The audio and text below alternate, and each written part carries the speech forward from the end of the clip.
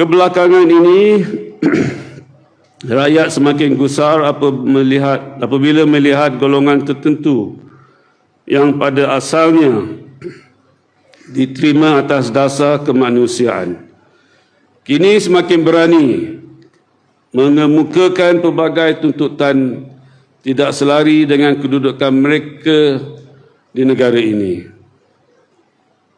Dalam adat Melayu dan ajaran Islam di bumi Pahang ini, ataupun Malaysia sekalipun, tetamu sentiasa dimuliakan.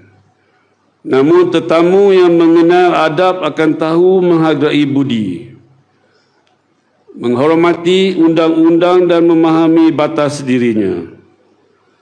Jangan sampai biduk yang ditumpangkan akhirnya mahu menentukan haluan nakhoda.